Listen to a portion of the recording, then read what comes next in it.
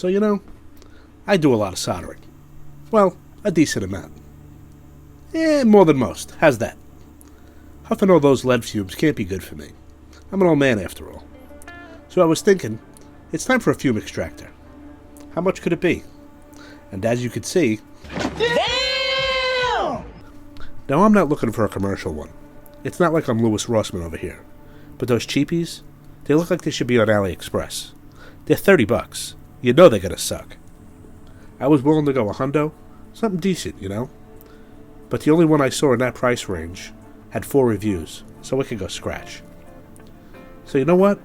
This channel is called Let's Make Shit after all. So for the first time since I put some RAM in my crappy computer, I'm actually going to make a video that's something not soldering involved. Sorry to all my solder heads out there. I'm pretty sure I could make one better than the $30 one, and I bet mine actually sucks. Well, while we clean this mess up, I'd like to give a hearty "How you doing?" to all the new subscribers I picked up in the last video. I didn't think I'd get 10 subs, so 90's pretty cool with me. And hey, that last video is closing in on 2,000 views. Who'd have thunk it? If this one gets a quarter of that, I'll be pretty damn happy. And with that, let's make some shit. Meet my Bible. I call him Euclid, because he's all about measurements and geometry. I also have another Bible, but that one's written in cursive, so most of you probably couldn't read it. Nah, just kidding. It's just a book I use to get my ideas on paper. Paper, for those of you who don't know, is a piece of very thin wood pulp that's used by us people over the age of 40 to get ideas out of our heads and into the real world. So I picked up this fan at my local refrigeration supply house, me being an HVAC guy and all. It's a 115 volt, a 31 watt, 3100 RPM fan, and it's capable of moving 103 CFM, or cubic feet per minute. So pretty adequate for our intended purposes. I'm sure that all the fans that are in the cheapy Amazon suckers are much more underpowered. I'm guessing this because this fan by itself cost me $44 wholesale, so... Okay, let's take some measurements. I like to use a set of calipers, but anything will do. These are from iFixit, and they seem pretty accurate, or as the channel motto says, it's good enough. Funny afterthought as I make this voiceover, I could have just looked up the cut sheet and gotten the measurements from there. But as I'm seeing, as I look up the specs, the cut sheet's almost a 1/16 of an inch off. What's the saying? Measure once, cut twice? Something like that. What I'm getting at is, always measure things for yourself. Don't trust anything. And please don't make fun of my horrendous drawing skills. I'm a mechanic, not an artist. I'm lucky I can draw a straight line with all the times I've broken my fingers, and hands, and toes, and spirit. Oh, sorry, where was I? I'm gonna go with an 8-inch long box. Seems like a good size, and maybe I can add a gooseneck at a later date. The box is going to be made out of black acrylic, so on to Lightburn.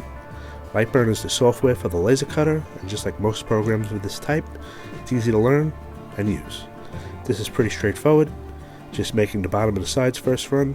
For this thickness acrylic, I like 550 millimeters a second at 100% laser power. Apologies for the crappy time-lapse, that is not a time-lapse. I need to install a camera rig above the secondary bench, and GoPros are oh so finicky. Hopefully the next one will be better.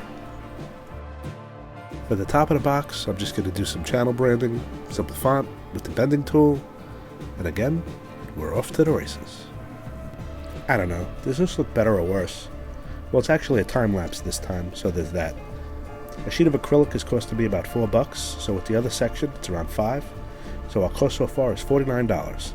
Hopefully this project is going to come in under $60, so as long as it sucks well, I think we're ahead of the game. This acrylic is cutting like crap for some reason. Cheap stuff, I guess. Thank the maker I have a belt sander. It'd make quick work of those melty edges. Now for the fun part. Roughly 30 minutes of hand sanding. Who said I have no patience? I'm using 400 grit, as I'm not looking for a mirror finish. I can fix that in post anyway. And a little grit is probably better for glue adhesion. Hand sanding is pretty tedious, but you do get such a nicer edge. It's really worth the effort and time if you have it. Well, now that that's done, let's clean up this dust storm. And pro tip, don't be like me. Wear a respirator, or at least a mask when sanding. It's something I'm trying to force myself to start doing if I'm going to make more things like this. It's really not worth the lung infection. A little wipe down on the acrylic with some alcohol, and let's dry fit this thing. Hey, look at that. Picture-in-picture is back. And it's almost timed correctly. Now you all get to see my giant gut. Enjoy. For the glue up, I'm using Weldon 4. This stuff is pretty amazing on acrylic. It has a working time of 2 minutes, and is good to go in about 4 to 5.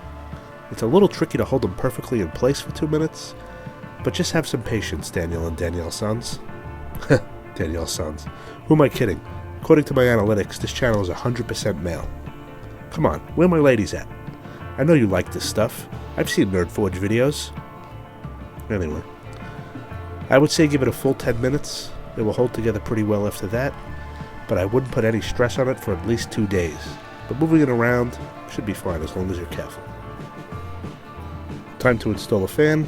I had a 16 gauge cord laying around, so lucky me, no extra cost added. I'm all about recycling here at Let's Make Shit. I really should be using butt connectors or soldering the wires, but I'm a wire nut man, and wire nuts are good enough, though not great for aesthetics. Fan fits pretty good for the most part, though I did have to sand it down a little because it didn't account for the kerf of the laser when I cut the acrylic. It was about a 16th off. I remember that number from somewhere. I also had a couple of carbon-activated filters lying around. Why? I have no idea. But I looked them up, and they're about $3 each or something. So we're up to $55. Time to test this out. I tried a couple of different orientations and fan placements. 1 filter, 2 filters, 1 in the back, 1 in the front. And in the end, I found that 1 in the front seemed to work best. Honestly, it just kept blowing the filter in the back out, so I ditched it. I could have just glued some holders in the back to hold it in place, but in defense of my laziness, it was cutting down on airflow significantly. I have to say, I'm really happy with the suction power. It has a really good pull of about 10 to 12 inches, and the carbon filter seems to be, well, filtering, as I didn't see anything coming out of the back. For what I needed to do, I think this is going to work just fine. And with that, it looks like I now have a fume extractor. No more poisoning myself with leaded flux fumes. Now I need to make one for the laser engraver, because man, cutting acrylic stinks. One good final wipe down with alcohol, you know, nice and shiny looking. Gonna tape up the wires, you know, nice and neat. I think I'm gonna add a hood to the front and a gooseneck flex duct so I can keep it above my workstation. I'll solder these wires together later, which in mechanic speak means never.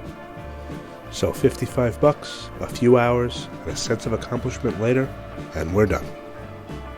I'll leave you guys with some sexy B-roll footage, and as always, thanks for watching.